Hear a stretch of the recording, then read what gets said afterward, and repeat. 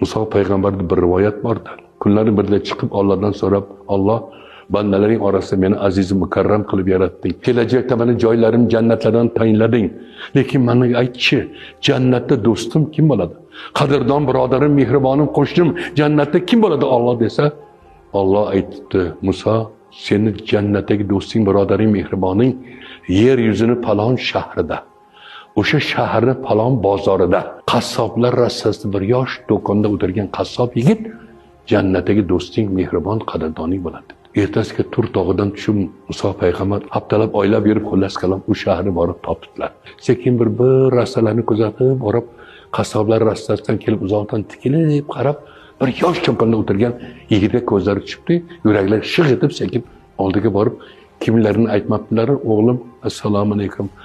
Men bir uzoqlardan kelgan musofir odam, keling otaxon, musofirman dedingiz, musofir